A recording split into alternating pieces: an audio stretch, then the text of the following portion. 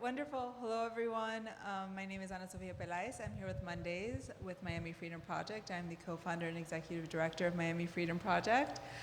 Love being back here with all of you. If you're able to follow us on season 5, it's just a wonderful community, and we've appreciated so much the response to our first season and are excited to be back here with all of you. And very excited to be here with our guest, Teresa Guzman Pagan, who is a part of Florida Rising, who does incredible work in our community, and more recently is part of Yes on 4, which is doing the essential, crucial work in the upcoming election to make sure everyone understands what's at stake with Amendment 4 and how we can best take part, make sure our community comes out and shows support for this essential service that we need to make sure is enshrined and protected for our state. So welcome, Teresa. I'm so happy to have you here with us. Yeah, happy to be here on Indigenous Peoples Day. On Indigenous Peoples Day, which we should recognize. And this is a new season, and we're always trying new things. And Teresa is our first guest, no judgment, previous guest, who has brought baked goods to this conversation. I've set the bar pretty high, I feel. The bar's up on our first season. It's not something we've had before, but I like it, and I might see how it works for the season. So thank you so much for being here with you. And for me, when we talked about what Mondays with Miami Freedom Project would be on Miami Community Radio, I saw the opportunity to bring artists, activists, community leaders, and to have a conversation about the work that they do, because I do think sometimes it can go unnoticed or unseen or unfelt by the broader community who's behind these really important initiatives that are happening in our community. So it's always also an opportunity to kind of understand what drives somebody to this work. So can you share with me a little bit about your own background, where you were born, and what experience of your early life education led you to this field? Yeah, so I am originally from the Dominican Republic, born and raised in Santo Domingo. My parents are born and raised in Santo Domingo as well. But my mom actually became a political refugee in the 60s. My grandfather was in the military during the Trujillo era, so they had to escape when Trujillo was killed. God. They came here, and my mom was 12, didn't know a single word of English, and just saw a country in turmoil, right? She came to the United States when Martin Luther King, was killed, and there were these protests and all these different things were happening. And she really saw kind of the feminist movement and all these different social changes as a teenager. So when she came back, she'd always been kind of beating by the beat of her own drum. My mom is such a trailblazer. She's a business owner. She instilled all these different kind of values in me of hard work and, caring for one another. She's Catholic, so there's a lot of that like social justice that she instilled in us. But that was how I kind of came to understand the world. But I understood the world in a very conservative society, like the Dominican society, very heavy, religious, conservative in a lot of ways. But my mom always kept that connection back to the United States. So when I was growing up, I would watch CNN, specifically Anderson Cooper. So my worldview was also shaped by what was going on in the United States. And I think a pivotal moment for me was seeing Barack Obama win. I had such a visceral reaction to that. And I agreed with so many of the things that he was talking about, this idea of politics bringing people hope and politics being truly transformative in a time where I was, understanding who I was, and I started kind of talking about these things in my school, as you do with your friends, and I got a lot of hate for it. I was very much the odd person out. But I knew in my heart that these things were right. I believe that women deserve to have bodily autonomy. I believe that, people should be treated equally regardless of their race, religion, or their socioeconomic status.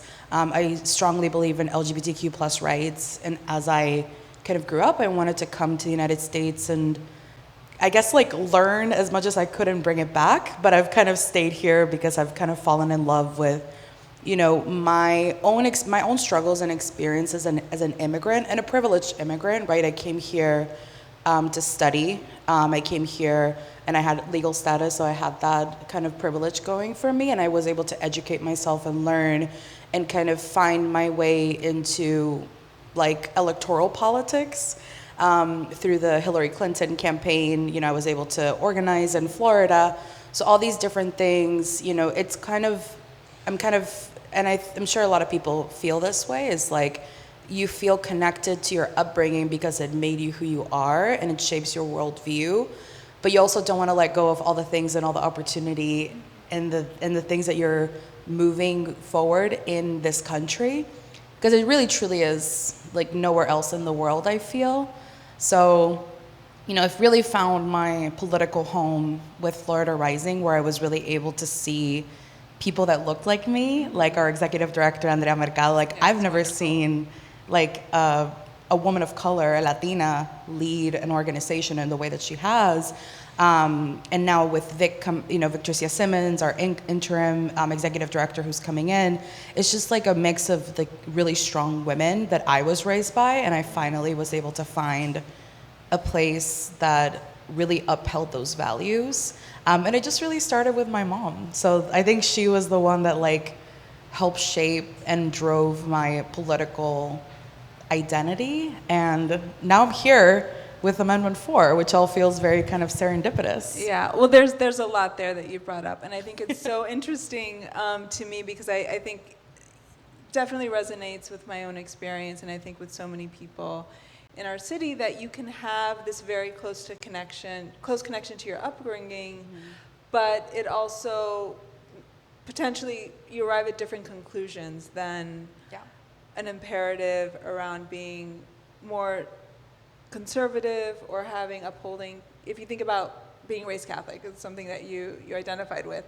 You can be receiving the same message, but the conclusion that you draw is towards the social justice imperative, and that could be what you mostly direct. That could be directs you to LGBTQ rights, women's bodily autonomy. It is that imperative to look at people, see people, empathize.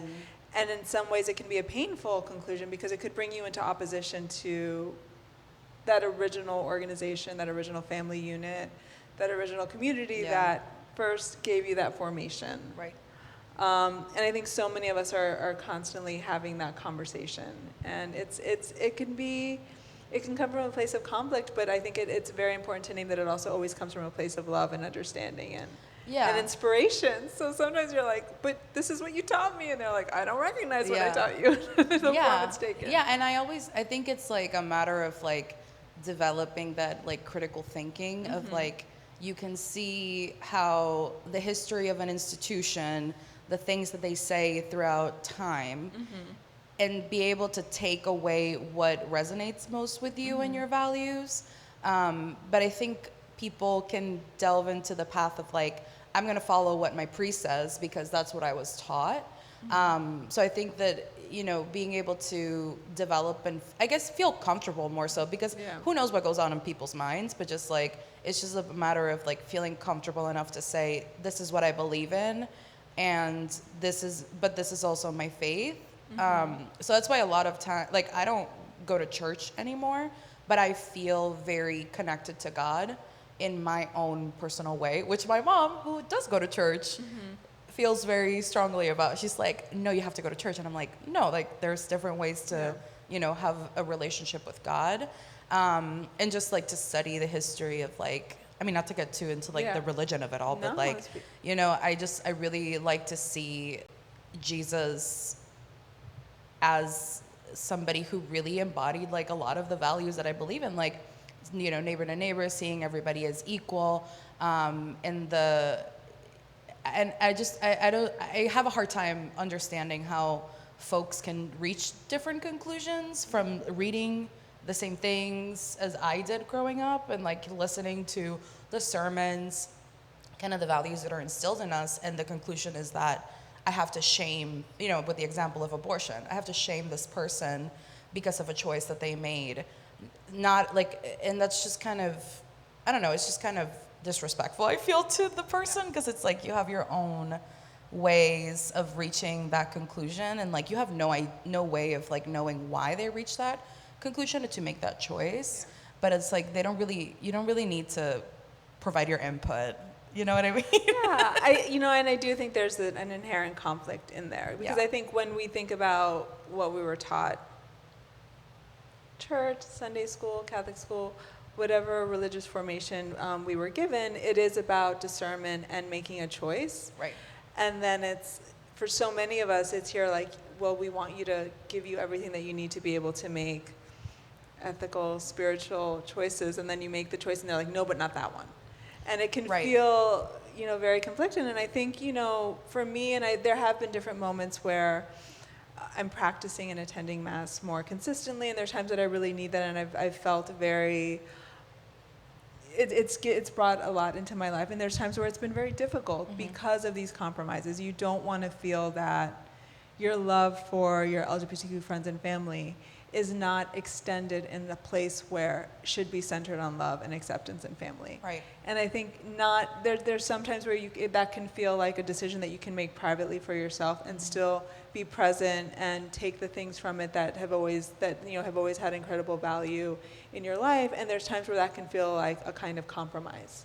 Yeah. And that changes. And I can't say it's one or the other. It's not for me, and I wouldn't expect it to be for anyone else. But there are times where I wish that there was an openness that was evolving with the larger community, as opposed to always feeling like it's a more reductive force of there's a kind of orthodoxy and there's a litmus test, and if you don't pass it, then this is not a place for you. And I think it depends on the parish, and it depends on the community, it depends on so many things, and I think there's variable. You have to almost remind yourself that that exists and those possibilities are there. But I think we're in a difficult moment where it can feel like you're making a yes or no choice. And you're like, no, I don't want to. I want to feel like there's things about this practice that are like nothing else. And I don't want to not be able to have that in my life. But sometimes and there's the cultural aspect too, right? It's like in the Dominican Republic, like you go to church on Sunday and then you go to lunch afterwards with your family. Like it's like a very, to me, it's like, it's difficult, right? Being here in the United States, like not I have some family here, my sister lives here, and I have that connection to family, but it's not the same as like going to like your grandma's house and like having the lunch after the church. And then there's also that social aspect where like when you do choose to question it, and that certainly happened to me when I was in college, where I was like fully in like my radicalization and like learning all these kind of new ideas and gaining this language to understand things that I knew were wrong or that we needed to at least review, as a collective. There's definitely a little bit of like ostracizing that happened, and some conflict that I had to have with some family members about me questioning my own faith, but then actually coming back to it, right? And I actually was confirmed. I did my confirmation when I was 21. So like I feel like that kind of strengthened and reinforced my own faith after I questioned it. But that's not necessarily the experience for a lot of people. Yeah. Like a lot of people are like, they question it and then you're like, no. Yeah. You're no, out. Everything you're saying resonates with me, because I was actually also confirmed in college. And it was because the university where I studied, the college where I studied, was part of a larger university system that had Union Theological Seminary. And when I would go to Mass during school, it was so powerful. I still remember and reflect on some of the things that I learned as part of that experience. And it motivated me to become confirmed past the point where most people would. And it was because it felt like a very complete reckoning and understanding and challenging. It didn't feel like I was being given an answer. It felt like, I love these questions, and these questions are important to me, and this is something that I always want to have as part of my life. Yeah. And it's expressed in this faith. And it wasn't, and I think also because it didn't feel like that faith was being put above any other, that it felt like, okay, I can say that this is what I was given. This is part of my culture, my life, my family, and I can continue with it in a way that felt intellectually, emotionally, on my values. Like authentic to you. Authentically honest, true to who I was. Yeah. And I wish that there was more faith in the faith communities, that people can come to those places without the imperative of, I think we all know in any kind of church setting, there's the people who are just coming there very wholeheartedly, and then there's the people who are watching. Yeah. It's that sense of, Yeah. you didn't do this, you didn't show this much enthusiasm. They're kind of checking and Yeah. gauging on where people are, and I think that comes from a place of, and I kind of love that also. Like, it's kind of like, It's funny. that It's chismosas are definitely- always there. Exactly. but It's like funny to watch from like a as a entertainment spectator. perspective. Exactly. It's part of this. It's part of the spectacle. It's part of the. It's Yeah. part of the culture. But it can also be very limiting.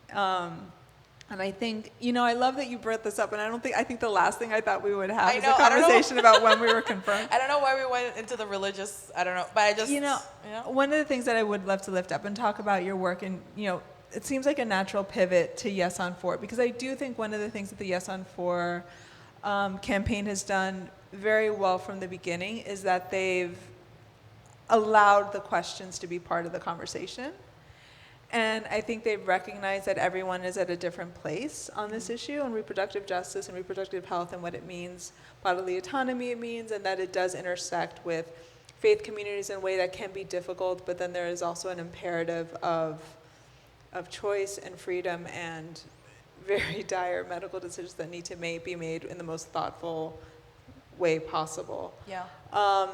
Can you explain to me a little bit about what that perspective is from Yes on 4 and how you feel that they've been able to speak to so many different parts of our community being the broader Miami and Florida statewide community? Because I do feel that Yes on 4 brings together people who are not usually aligned on an issue.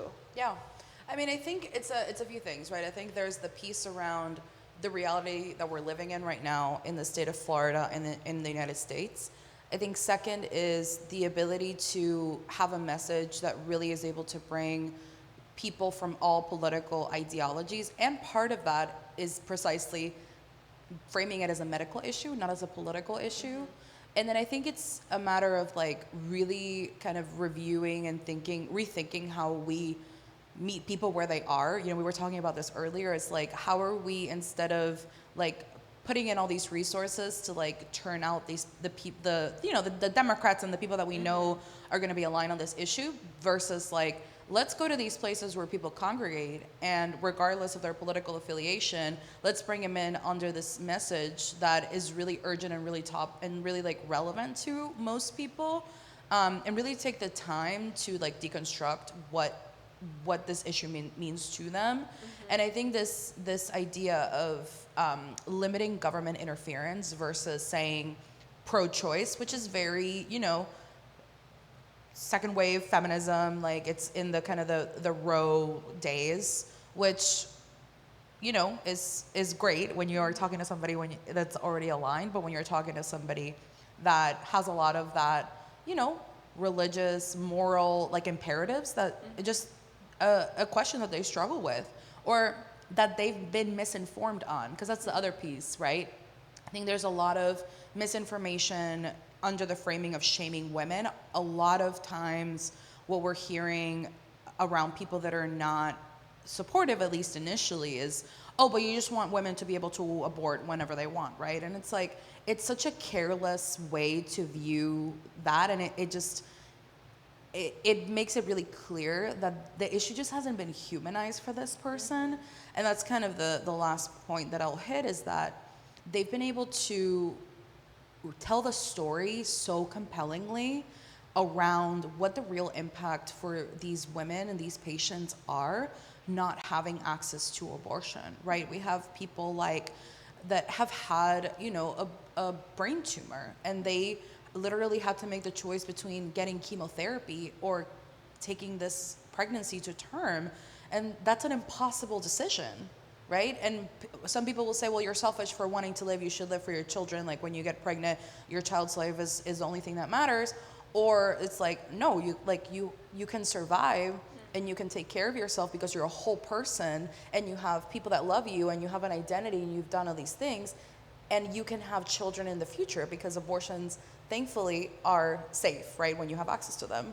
There's so thankful for the medical community for being able to get to a point where like women can terminate a pregnancy safely from the comfort of their home, right? Or if they need, they're in dire medical need, they're able to act quickly. But here in Florida, doctors are terrified. Doctors are literally saying, I cannot do my job. So when we put all of these things together, it really kind of results in just, such a unique and I think successful campaign and effective in reaching people. And I think that's what's going to set us apart, and we're going to win. And the trickle effect of us winning in a southern state like Florida is going to be exponential for other states, because it's already been happening in places like Ohio. But just the importance of Florida, I don't think people realize this. Florida is the largest abortion provider in the Southern Hemisphere. Like, there are no states within a 8-hour driving distance. There are no states. Louisiana has a complete ban. Like, it's just like, you can't get it.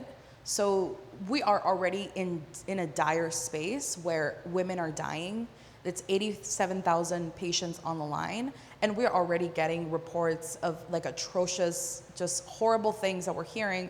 Women bleeding in parking lots. It's just like insane. It's like we're living in the dark ages, right? But I think people are finally coming to terms with, okay, we live in a world where women are able to make decisions for themselves, whether that includes their faith, their family, their partner, and that decision should be left between them and the doctor. So I honestly, I maybe crazy for me to say, but I think we're going to win because of these things. I mean, I think it's a crucial that we are able to see this amendment pass. When you know, even as you're speaking to me, what I think resonates and what's so strong is that there's been across the ideological spectrum approach to this issue, and I think it also highlights just how much we've allowed polarization in politics to enter into a conversation that, yes, there's a moral component, there's an ethical, there's a religious, there's a spiritual component that I think we all in our formation are in conversation with and should be addressed and should be part of this issue. And then there's the political one that it's almost like, how did this become about that? How did we allow that to be injected into this conversation, and that this wasn't something that was always there, that this was something that was very intentionally politicized and weaponized in a way to create a kind of, to drive a political agenda at different times and from across the spectrum. We've all engaged with it in ways that have been, it's misplaced in what the actual issue is, which is a woman having an experience and having a conversation with her doctor on how that experience should be handled and dealt with, and that they should be supported and have everything at their disposal to be delivered through it. Right. And I think one of the other things that I think has been very strong with Yes on 4 is that has been intergenerational, because as you're speaking, I think there is that when we talk about choice, it implies that there is a choice. And I think for me, I'm older than you. I think so many of the experiences that I've known of or been part of, my community and the experiences that I've heard are those instances of someone whose choice was to have a child, and they were in the process of starting those families, but for a medical intervention, their own lives would have been at jeopardy, and the possibility for them to continue to be able to build that life in the future would have been imperiled. And I think to see that taken away from women is frightening. And I think it's been incredibly empowering for me to see, yes, young women engaged on this issue, also women in their 30s, 40s who have had that more recent lived experience of what they needed or what they needed to get, or now we're seeing real crises happening of medical, essential life-saving medicine healthcare not being made available to women, but then also much older women who are engaging on this issue. My own mother, who supports my work, has always been very active and very, caring about the work that I'm doing. She's not necessarily she hasn't gone to like every protest with me. It's not a space she feels comfortable with. It's not a way of engaging that she feels comfortable with. The one time she did come with me was when the 15-week ban was passed. And I said to her, it never occurred to me to ask her about how she was seeing it, or how she, because it was just, since I was, you know, it was just something that was always existed. It seemed like a time from before. And I asked her that, and she said, I said, do you remember when Roe was passed? And she said, no, I remember before it was passed and what that was like. And I thought, that's an experience that I see in the women who are speaking out now. You know, we work with a group of Cuban American Women Supporting Democracy, very strong group, and they've been very honest about where their own, that it's not a, you know, a straight up yes or no in their own community, but they've been very open to having those conversations in a way that feels very true to and authentic to what those conflicts are, but wanting to see it drive forward and being very clear about what their own path, like experience of it at different times has been. It's so, I really love this campaign because it has brought, like in my own personal life, like I've had conversations with family members and I've discovered that they've had abortions, and it's been so it upsets me because it's like, wow, you didn't feel like, I've known you my whole life and now we're talking about it, but it's just like, it just really, you know, it's like women that are in their early 40s till, you know, women that remember a world where Roe was not a law of the land. And a lot of them are married women. Like, I think in that generation, like the boomer generation, especially if you come from a Latin American country, there's no, like there are no exceptions. Like you just literally had to talk to un médico de confianza, a doctor that, you know, was gonna, you know, and would perform the abortion. And a lot of these women were married. So it's like, now that we're having these discussions, a lot of, you know, to your point about intergenerational, like everybody knows somebody that has had an abortion.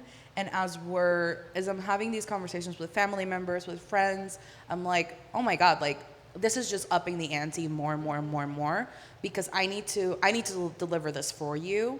And then I think about my nieces. You know, I have a 13-year-old niece, a 2-year-old niece, and I'm like, there's no world where I'm gonna let you have less rights than I had. And my mom feels similarly to me. She's like, I can't believe that I've had more rights throughout my lifetime than you do right now.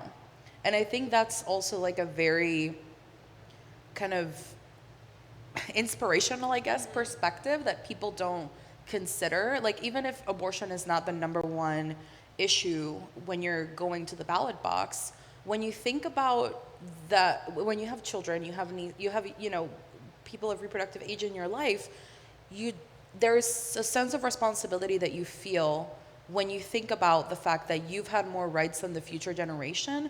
And I think that's extremely motivating, and something that's been really effective in our campaign is our ability to really put forth those stories of, like, you know, the single mom that literally couldn't afford to have a child, to this person who wanted a child and had complications and had to get medical care but couldn't and almost died, right? Like, and these two stories are valid and we have to honor them. And I think they're connected in a really messed up way, but like they really can see I think people can really see the value in protecting our liberties and are seeing reproductive rights and bodily autonomy as part of that conversation.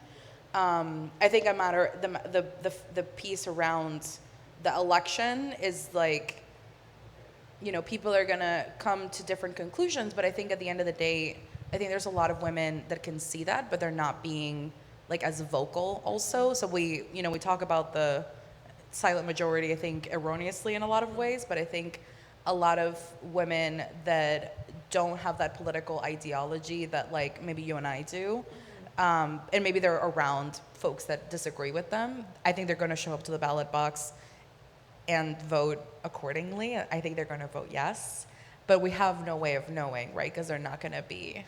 Yeah, you know? I mean, I think that we have no way of knowing I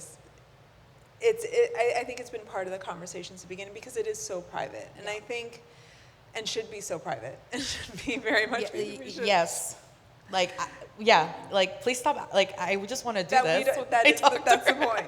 This should be it's an intimate, private, personal decision that everyone should be able to make. And I think, to what you said, I think it's very powerful because when you say we will not have the same rights. We would have had more rights than our nieces or daughters, everyone who comes after us.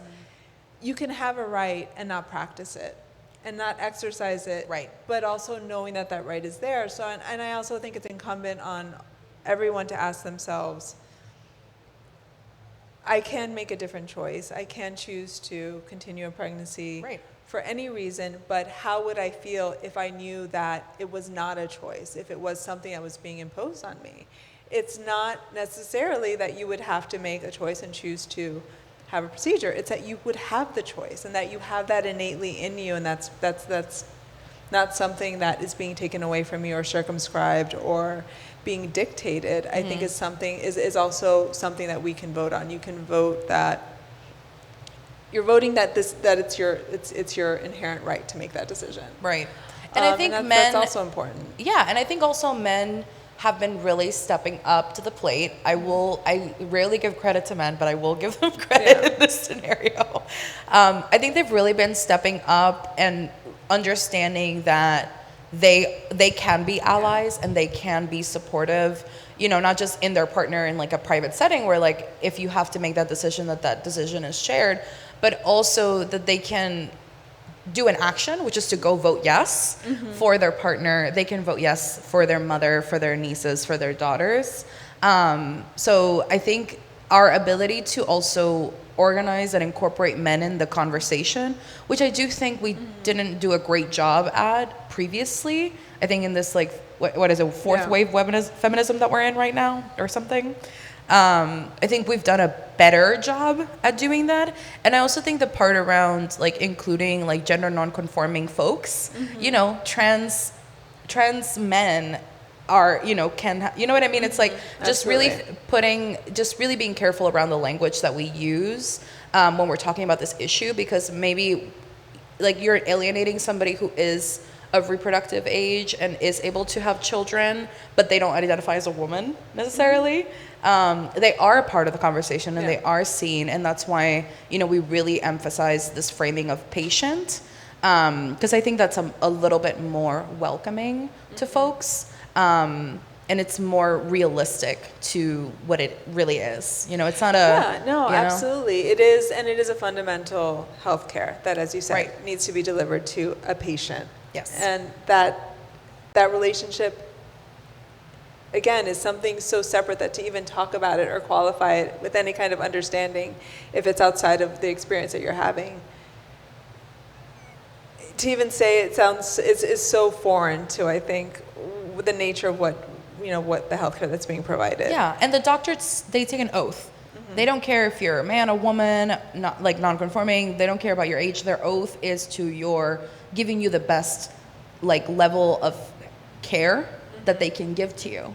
So that should be included when it comes to abortion. It should be included. And I think to what you named about allyship, I think for anyone who's a partner of that patient, I think it's also so important to name the idea that you can have someone you love and care about and to have them not be delivered out of a medical crisis when the science and the healthcare is available for them to go through a procedure safely. And I think that's also when I think about the patients who have passed, when I think about who we've already lost because of someone feeling like their hands were tied when they had the knowledge to deliver that healthcare, I think is so painful. And I think we all have to reflect on that point of empathy and allyship of, if you were in that situation of not being able to help someone, not being able to save someone you love because of an arbitrary law or an arbitrary distinction that's being made. And a decision's that being made by someone who doesn't have the knowledge to make that decision, which is someone who's not a healthcare provider. I think is someone something who's that, not a woman, someone who has never had children. Someone who's never had children, someone who's, truly unqualified people making these laws. And I will say, the ban that is currently in place, just for folks to have a little bit of history, had bipartisan opposition, right? And let's not forget that when the governor was running for president, he lost one of his biggest funders because of this ban. Yeah. So I don't want folks to think that this was some sort of like, how did we get to this ban? It's like literally extremist politicians that decided that they wanted to control. It's because it's about control. It's not about the health of the baby or or all these different things that they say of protecting the sanctity of life. Because if that were the case, right, we would have affordable education. We would have, some sort of government program for single mothers that they love to talk about. We would have affordable housing. We would have affordable health care. But we don't.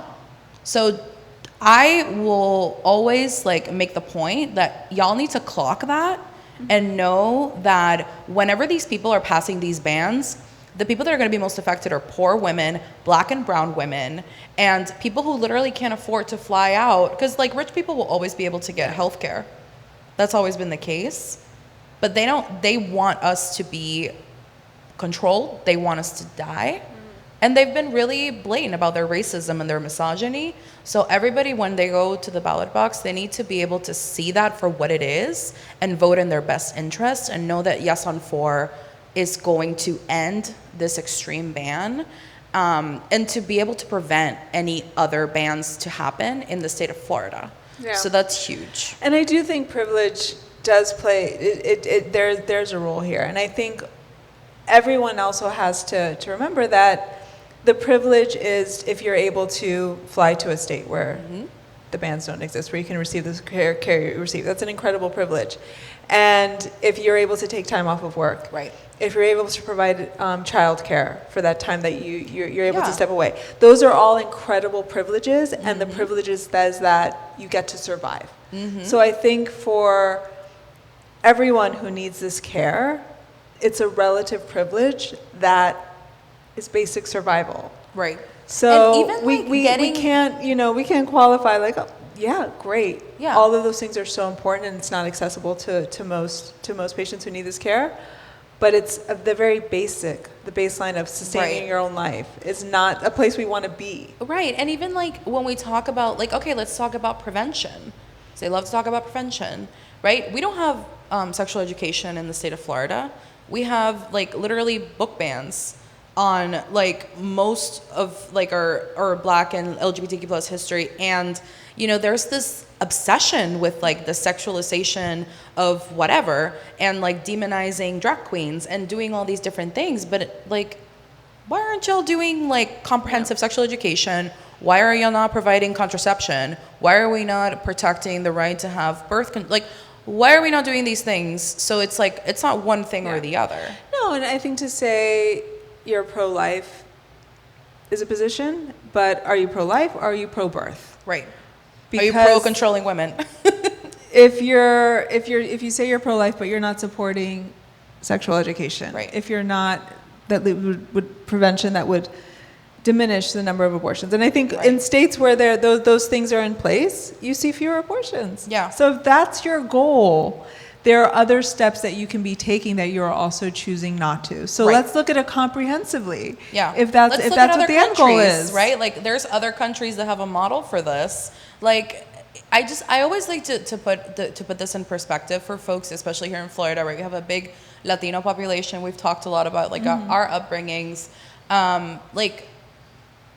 There was a movement in Latin America, the Marea Verde movement, in the past 10 years, where several Latin American countries have either decriminalized or completely legalized abortion.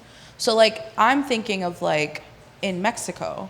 So in Mexico, 5 years before, women could go to jail for miscarriages, and now you are able to get a safe and legal abortion. That's just that is just the power. That's such a powerful image when we're looking at the rhetoric that we're hearing about these countries being so backwards and all these immigrants coming in and doing all these horrible things. But when we look at their policies and their laws and their structure of government and their protection of liberties, it's they're actually much more advanced than the United States. Yeah, look, we can't take anything for granted. No. And I think that's also our own exceptionalism at play. It can't happen here. Of course it can happen anywhere. Yeah. I think people have It is happening. moments. It's been happening. It is happening. It's been happening. So, let me ask you, because I think we've talked around, and I think it's so who we are that we just kind of we're part of the conversation. I think the people who we're hearing give those opinions are also that, we're hearing from Black, Brown, and community that we're in allyship and partnership with and doing this work with. But how much do you think that, how have we been able to tell that story that this is an issue supported by Black and brown women? Because I think sometimes when we think about reproductive rights and that advocacy, it's being led by white feminists. And not to diminish the work that they've done, but I think it would be, I wish we had more of that visibilized support where we know that this is an issue that we understand that it impacts us. We understand where we're more vulnerable to the worst outcomes of these kinds of bans, and that we're actually taking action. What is our protagonism and our presence in this movement? Yeah, I mean, I think one of the smartest things that the campaign has done is kind of to combine kind of the more traditional campaign structure of like well-meaning white gals that we love across all parts of Florida, and tapping into organizations like Florida Rising, like Miami Freedom Project, like SCIU, to really like tap into that organizing structure that we've been developing for the past 20 plus years, right, in some iteration, and say, hey, we trust you, we trust Black women to lead this conversation. We trust Latina women and Latinos to be able to meet with people where they're at and have these conversations out in the community. And I think that balance of like, the infrastructure and the power and all the different things that come with like a traditional campaign structure mixed in with all the learnings that we've discovered throughout, organizing in Black and brown communities, and this being devised by Black and brown people is key in our ability to like really put forth a really effective strategy that really does kind of encompass all the people that we need to, and creating space for LGBTQ folks, creating space for men, right? So all these different things are super important, and being able to craft the message to tailor to the audience, right? Like we know that Black women have higher mortality rates during birth. Like that, this has been evidenced, and we know that this is happening. So how are we talking to Black women about that? How are we talking to Black men about this? How are we talking to Latinas about how you can be Catholic and you can be, support this amendment? How we can talk about, women who are married and have decided to have an abortion because of economic reasons or because of health reasons, but also put that in the same kind of playing field as a young 16-year-old who got pregnant because she didn't have sex education, and had to get an abortion and had to talk to her parents and get that permission and go through the legal system, or that undocumented person who had to go file a police report to be able to get an exception for their abortion. All of these stories are incredibly important, and they've been able to be amplified because of these organizations that have the knowledge and the structure, and honestly, like the badass women like yourself and Andrea Mercado and all these different folks that are out there, raising the money, talking to the people, and really changing minds. I think not just in the state but nationally, because that's another thing that we don't talk about. Is like we're literally fighting for our lives every day as Floridians to like make people care about us, because everybody's just like, oh, there goes Florida again with their crazy Florida people, blah, blah, blah. And it's like, we are actively changing that narrative through this struggle. We all know that we've been that girl. Like Florida has been that girl. And we've been out here fighting. I think that's the Florida. It's like Florida man and that girl. Literally, Those but that girl has been knocking on the doors, raising the money, talking to the people, and making people care, because we matter. Florida has mattered, and we're gonna win this thing. And I hate to use the phrase Florida's gonna be back in play, but Florida's gonna be back in play. Okay. Well, I think it's important that Florida, look, this is an opportunity for us to show who we are, and I think in the past, I do think we live in a highly polarized state, highly partisan state. I think there's a tribal identity that we associate with some of these partisan positions that is hard to cut through, where people almost don't recognize their own values via how they identify politically. Probably in both directions. I think there's probably No, like it's very so- conservative. It's so funny because it's like we'll have like to get a little bit political, but I just think it Yeah. illustrates that point, right? Like how many times have Republicans won statewide races, but we pass a minimum wage?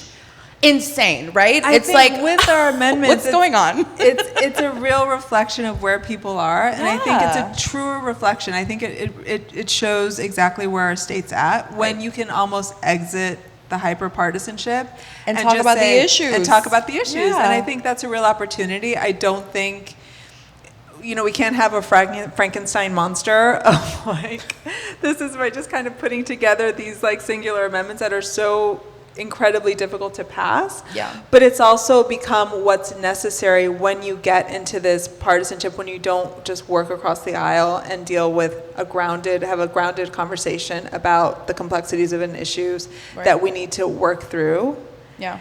And I think if we can also present the success of these amendments in getting passed and the incredible work and infrastructure that needs to be put in place in order to get them across the finish line and say, this is what people want, this is what they can do. Amendment 4 can't pass with only Democrats. Amendment 4 can't pass with only Democrats and independents. Amendment 4 is going to have to pass with Democrats, with Republicans, with independents, with people who care deeply about this issue because it affects them. And we need all of those people to show up. Yeah. And the decisions that they make on Amendment 1, Amendment 2, Amendment 3, Amendment 4, Amendment 6, it's going to potentially be a truer reflection of who we are. And we should also take that as a kind of roadmap to what needs to come next, what work needs to continue, what other education has to happen. Yeah. Because whatever happens on November 5th, we all have to still live together. And this Yeah. is going to be potentially, and I think it's invaluable to look at it as, this is who we are. For better or worse, we have to be very honest and look our state in the mirror. Yeah, and say, it's hard all to. right, there's that girl. Yeah, yeah. I'm like, girl, what's going on? It's hard to like go through the next 21 days, knowing that those are the stakes. But it's also like, I think I'm at the point where it's like, listen, if you choose whatever you choose, I support you. Yeah, we have to walk the walk. Okay, I get it, queen. But I also don't want people to be despondent if it doesn't go our way. No, You know? this is just like, all right, what's next? What's next? And that's, I think people, Democrats, have a hard time doing. It's like yes, you should be sad, but I think in Florida, and I think for better or worse, right? I think Florida organizers, we have this thing where like, oh, we won? This is weird. What does this feel? Because we're so used to losing, and that comes with being, coming up with we're going against like a big monster of like, special interests, well-oiled machine, all these things that we're trying to reform and rethink together. But I think that if it doesn't go our way, we're gonna keep organizing. Yeah, we're gonna stay here. We didn't come from New York or DC or to just for the no. We're here. This is our home, and we're gonna do what we need to do, and not to make it. I'm like a little bit delusional in that like I'm like there's just no way we're gonna lose. There's no way we're gonna lose, and then we lose, and then I cry. But it's okay because I cry, and then I send an email, and I'm like, these are the things that we need to do better, and then I get up and I work the next day. So I want to encourage people to do everything that you can to pass this, but I'm gonna need y'all to like get up the next day if it doesn't go our way, and we need to keep organizing. Yeah, we need to keep absolutely. organizing for housing. We need to keep organizing for healthcare. We need to there's so much work to be done. We need to keep organizing for the women the patients, all right? We're going to need this essential care. Yes. And make sure that they have access to what they need. On that note, I'm going to ask you a couple. We always have like a little lightning round that we go through. Okay, I'm ready. Okay, so we're going to start on the positive. Okay. What is Miami doing right? I think Miami celebrates so many cultures in such a unique way and never lets other people tell them who they are. We know who we are, and we will die on that hill on who we are as And I just think that's such a unique Miami thing. So our identity, who we are and how we come together and celebrate. I love that. What is Miami doing wrong? We need to get the housing market under control, y'all. It's bad. Y'all need to get it together, and like we need to get some sort of accessible public transportation. Like, pick a struggle. Yesterday, Pick a struggle. What is your most nostalgic Miami memory? This is gonna be really. It was really sad, but I was also happy it happened. My first congressional race, I worked for this really incredible candidate, Matt Hagman. He ran for Congress in 2018 for 27th, and we did this incredible campaign with like over 100 students, young people who really cared about his vision for the district. And even though we lost our primary, we were able to really kind of come together and celebrate and be there for one another. And it just really taught me a lot about Miami, and it taught me like where people are at, what are the vibes. Yeah. So that whole campaign was just it holds a really special place in my heart. So love you, Matt. What do you miss that Miami used to have? Affordable housing. A studio that wasn't $2,000. COVID prices. Yeah, that's right. If you were to leave Miami, what would you miss the most? I think Miami has been able to be the closest I can get to Santo Domingo without being in Santo Domingo. Uh-huh. So that feeling of being at home, having the ocean close, hearing Spanish, and just being able to be but also be able to be in any part of the world. Like I can go get like Greek food and it's amazing. I can go get Argentinian food and it's like, it's so, nowhere feels quite like home like Miami. Okay. If Miami was a song, book, movie, what would it be? 365 by Charlie XCX. All right, you had that right there. 365 Party Girl. And this is, last question. It's part of, what we're doing through the election, but beyond the election. What's your message for Miami in this moment? Can I curse? I mean, I think so. Yeah, don't fuck it up. Yeah, we got a thumbs up. All right, don't fuck it up. That's my message. Love it. No, I'm like, you know what you need to do. We know what time it is. Mm-hmm. Don't fuck it up. All right, I love it. That was a very me oíste, Miami. Yeah, I went to school in New York, so my New Yorker comes out obviously sometimes, but nice. Yeah, nice. Yeah. What do you want Miami to look like in 20 years? I want us to not be underwater. That would be great. I feel like that's everybody's first, above ground. Above ground. That's great. Yeah, just not drowning. I want there to be affordable housing for all. Mm-hmm. I want people to be able to open up businesses regardless of their race, gender, where they come from. I want women to be able to send their kids to a safe school and not be afraid of being shot at. Yeah. And I want affordable, expansive public transportation, and for everybody to have access to school, healthcare, a park, and for us to become a little bit more like Istanbul, where all the dogs and the cats are in all the city centers and everybody just takes care of the animals. I would love that. I mean, we do have the chickens that everyone seems to be Well, I'm not a chicken fan. I love the chickens. You do? I love a chicken. You can't pet a chicken though. No, but it's the sound that I love. Both. I mean, I feel like the dogs would like the chicken. Yeah. It'll be, nature. Right. I love it. All right. Well, thank you so much, Teresa. It was so lovely having you here with me. I think we're wrapping up now. Yeah. We have 5? Oh, okay, great. I thought we were closer. I was getting anxious. 10 to spare. Should I start singing or something? You do have the mic. No, look, I think it's an interesting time, and I think how has since we are speaking specifically around, we're moving into an election next week, next Monday, early voting starts. Why would you say that? That's so scary. It's right there. It's right there. We got to do it. Yeah. I think how do you feel people can be most present in this election? Because, you're doing a lot of events, and we should probably use this time to plug anything that you have coming up. Yes. So this Friday at Gramps, we have a panel with our friends at Men for Choice. This Friday is the 18th, right? Yeah, okay. Sorry, dates are, I've had a lot of sleep. It is from 6:30 to 8 at Gramps. It's free of admission. We're going to have drinks. Okay. We're going to have mugs. You're going to have what? Mugs. Mugs. And they say, real men vote yes on 4. Cute. Could you die? So cute.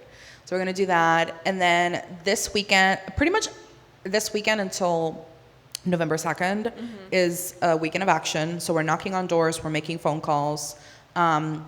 So if you just Google Yes on 4 events on Google, you will find all the different types of events. But I think, listen, at the end of the day, it's like, who are the people in your phone right now, your pinned chats in your iMessage, have all those people voted? So that's like number one.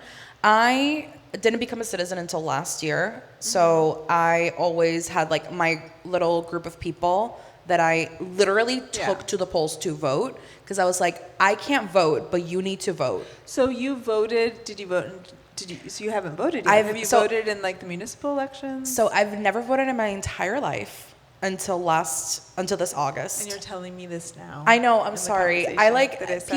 People love to hear this, but I'm like, I'm just, I don't know. So, okay. One of the things that we're asking everyone to do is to make a plan to vote. Yes. What's your make a plan to vote? Because it has to be special. Yes. So my plan to vote, and the one that I recommend, and the one that President Biden also recommends, famously, is voting early. So early voting, for all the things that Florida has, we do have a significant amount of time for early voting.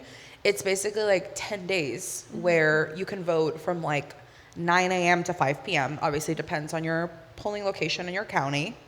But it's so convenient because it's like, if you were impacted by the hurricanes, right, and if you are, I'm so sorry, your mail-in ballot could have been lost in the mail, like all these different things, right? If you wait until election day, like anything can happen that day. You get sick. Your kid can get sick. Your car can break down.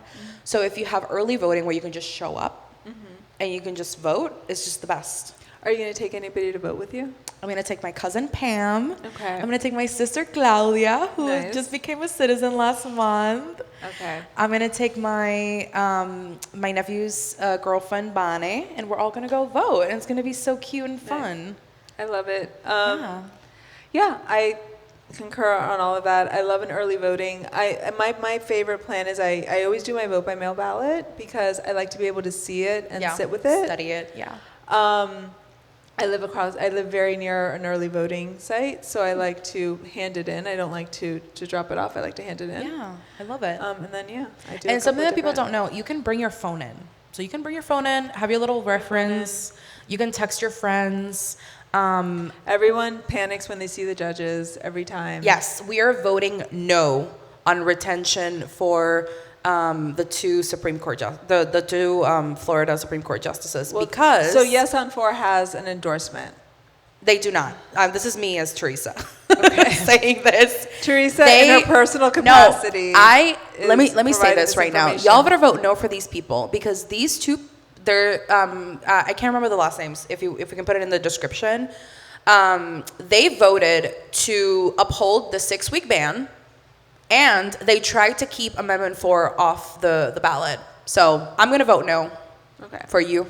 But I'm going to vote yes. That is a personal endorsement. Yes.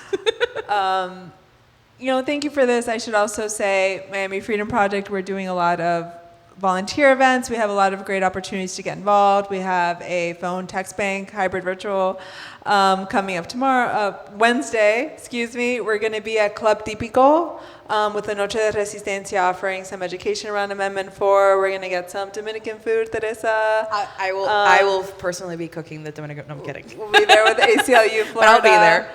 We're going to be at the Cuban Vote, a Cuban Heritage Collection, really amazing play that we're going to be out there supporting. You know, really just like incredible. Come laugh, come cry, come make sure you have everything you need to be ready to vote in the coming election. We're doing hurricane relief on Saturday. We're doing a collection with our partners. We have an amazing screening happening with Eder Rodriguez, incredible illustrator. He did all the famous Trump covers. Yeah, really very impactful impactful experience of coming in Mariel with his family and how he's become this really important artist and how he uses that platform to speak to the issues in really incredible ways. We're going to be out there with Art Center with Nancy Pelosi's coming to visit us. There's going to be doing a book event at the Art Center with our partners at Books and Books. So we have a lot of events coming up. I ask you all to go to miamifreedomproject.org, go to our event section, and there's come attend, but then we'll also come volunteer. Get behind. Literally come knock on doors. It's you get so a T-shirt. fun. It's really cute. You get a get a lot of t-shirt. stickers. You get to talk to people. It's a real fun experience. So Yeah. definitely reach out to us and look for ways to get involved. Yes. All right. Yeah. Thank you for being my first guest, Teresa. This was lovely. I would come here any day to All talk right. to you. The croissant bar has been set. All future guests are on notice. This is real. This is not a prop. All right. Well, thank you so much. Thank you. We'll be out there doing the work together and hope you'll be there with us and join us. Yeah. I'll see you there. Great. Thanks.